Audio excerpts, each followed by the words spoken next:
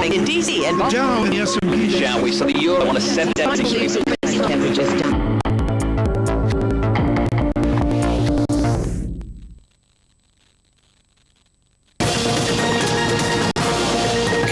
Bloomberg Daybreak. I'm Alex. We have some economic data crossing in about a few seconds. Here's where we stand. S&P futures now up unchanged on the day. Dow Jones up by 25 points in the futures market. Switch to the asset classes. So the story is 10-year yield, 2.61%. A sell-off here in the U.S., a sell-off over in Europe. Yields up by 2 basis points, but the spread, 2/10s, it's modestly steeper, but it's a broader, weaker dollar story. Euro dollar.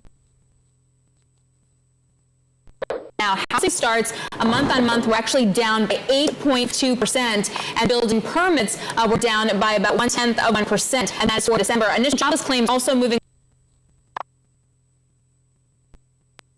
lower in estimates and lower sequentially. I also want to point out, too, that housing starts were actually revised a bit lower as well for November. So a little bit softer on the margin when it comes to some economic data. And the market taking still in sell-off mode, 2.6%. S&P futures still total flat, and the curve still a little bit steeper. And taking a look at the dollar index, for example, that is flat pretty much on the day. Well, joining us now is Michelle Girard, a chief U.S. economist at NatWest Capital Markets. She joins us now from Stamford, Connecticut. Michelle, always a pleasure to talk to you. Your reaction to the housing numbers? Well, I'd say obviously these numbers are weak. Maybe the volatile multifamily category in particular that often tend to get big swings in a month to be the culprit. But I have to say, stepping back, the data on housing in the fourth quarter were quite strong. Now, some of that is because of the rebound, if you will, from the hurricanes over in the late summer. But when you think about the November data coming into the December month, across the board, you had starts, sales, home builder optimism, everything surprising to the upside. It doesn't surprise me the December numbers might be a little softer, but as I said, I feel that coming into 2018, the housing sector construction activity seems actually poised to take another leg up. Well, what about the next few months? We had that deep freeze pretty much all across the U.S. How does that impact housing? When do we start getting a good, clean read? Well, I mean, again, always in winter, the weather factor. It'll be interesting. This is like 1 degree, Michelle. This is a cold month. It is very cold. But at the same time, we've had weeks where the weather it goes from very cold, it gets back up to northeast up to 50 degrees, and we're -10. We've had a lot of volatility, and of course that always be recapped with the data. And we're actually, I would say, quite used to the fact that the first quarter numbers can be on the soft side. What may surprise people this year, I wonder, on balance, given the momentum that we've had. If that momentum is sustained in the first quarter, that would be the first time in many years where actually the first quarter have not shown sort of weather-related weakness, and I think that might actually take the markets by surprise. Michelle, 2.6% on the 10-year. What are your thoughts? Well, a couple of things. I mean, there's no question. 3 points is about 40% of what property taxes would have been. So the expensive houses, I think, are not going to move. You're not going to move from New York to Florida because of property taxes, and the interest reduction at $1 million or less is kind of the same. So I think it's a recalibration of the average American saying, am I going to make more money on flipping my house or not? If I'm not, then renting is a valid option. So until they see that trade again happening in the markets, I think you just have a flat.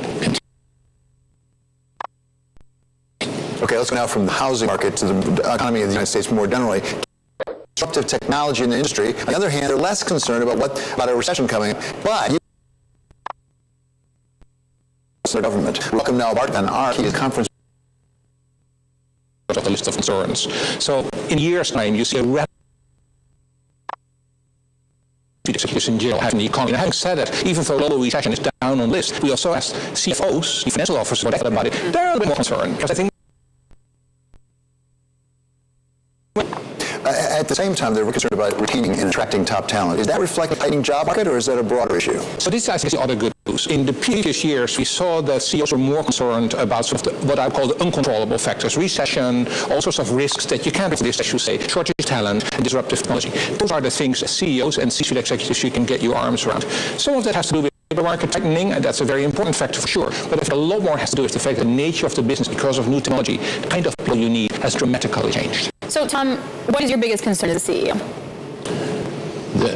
I think the biggest concern that we have is to engage the user of these real estate products, since we're primarily in the real estate business, with a continuum of term. Right? The vagaries in the market of the users, and if you look at real estate in general, it used to work on reasonably in front of all the disintermediation of what part of bricks and clicks.